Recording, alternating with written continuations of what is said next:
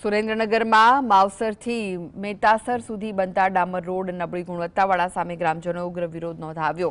વર્ષો બાદ શરૂ થયેલા રોડના કામમાં કોન્ટ્રાક્ટ એજન્સીઓ દ્વારા નિમ્ન કક્ષાની કામગીરી કરવામાં આવી હોવાનો આરોપ છે।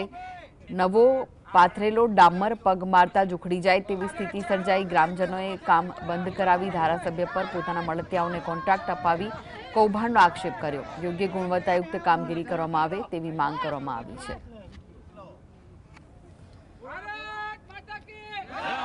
नहीं चाले बरोबर छे। દસાડાને ભ્રષ્ટાચારનું એપિસેન્ટર બનાવી દીધું છે। ત્યાં જે રોડ રસ્તાઓના કામ છે કે કોઈ પણ વિકાસના કામ હોય એ એમના મળતિયા કોન્ટ્રાક્ટરોને જ કામ આપવાના અને એમાં વ્યાપક પ્રમાણમાં ભ્રષ્ટાચાર કરવાનો અને જે રોડ રસ્તામાં જે પ્રમાણેની ગુણવત્તા સભર મટીરિયલ વાપરવું પડે એ મટીરિયલો વાપરવાના નહીં। વર્ષ બે વર્ષમાં રસ્તાઓ ફરીથી ભાગીને ભૂકો થઈ જાય, પ્રજા ફરીથી પીડાય। આ જ પરિસ્થિતિ દસાડામાં છે। જે પ્રમાણે સરકારના અને જનતાના ટેક્સના પૈસાઓ આવા વર્ષોથી જે ગ્રામજનોની માંગ હોય એવા રસ્તાઓના રિસપરિંગ કે રિપેરિંગ કામમાં વપરાતો હોય તો એમાં તો કમસે કમ સારી ગુણવત્તાનું કામ કરો। તો વધુ વિગતો માટે જોડાઈ ગયા છે સંવાદદાતા ફઝલ। ફઝલ, શું છે વધુ વિગતો આ સમગ્ર મામલે?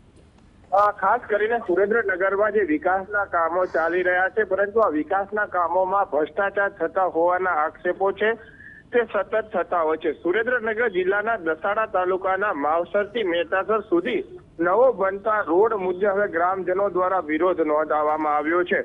ખાસ કરીને જે કોન્ટ્રાક્ટ એજન્સી છે તેના દ્વારા નબળી ગુણવત્તાયુક્ત કામગીરી કરવામાં આવતી હોવાનો આરોપ લગાવવામાં આવ્યો છે। આ મુદ્દે જે ગ્રામજનો છે તે હવે રોડ ઉપર આવી ગયા છે। નવા બનેલા રોડ રસ્તાના ડામર ઉખડી જાય છે અને ખાસ કરીને જે ક્વોલિટી જળવાવી જોઈએ વિકાસના કામોમાં, રોડ રસ્તાના કામોમાં તે જળવાઈ રહી ન હોવાનો પણ ગ્રામજનો દ્વારા આક્ષેપ કરવામાં આવી રહ્યો છે।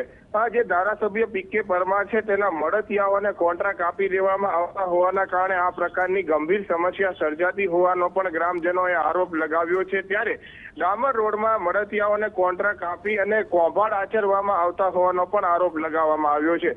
આ મુદ્દે વિરોધ નોંધાવવામાં આવ્યો છે અને રોડ રસ્તાના જે ચાલતા કામો છે તે બંધ કરાવવામાં આવ્યા છે। યોગ્ય ગુણવત્તાયુક્ત કામગીરી કરવામાં આવે અને તેની લેખિત ખાતરી આપવામાં આવે ત્યારબાદ જ આ કામો શરૂ થવા દેવા મુદ્દે પણ ગ્રામજનો દ્વારા માંગ કરવામાં આવી છે। આ કામ બંધ રખાવવામાં આવતા સરપંચો તેમજ તાલુકા વિકાસ અધિકારીઓ સહિતના અધિકારીઓ દોડી ગયા છે અને ગ્રામજનોને સમજાવવાનું કામ છે તે શરૂ કરવામાં આવ્યું છે, પરંતુ ગ્રામજનો દ્વારા નબળી કક્ષાની કામગીરી થતા હોવાના આક્ષેપ સાથે હાલમાં જે આ રોડ રસ્તાના કામો છે તે બંધ કરાવવામાં આવ્યા છે। જી આભાર ફઝલ માહિતી આપવા માટે।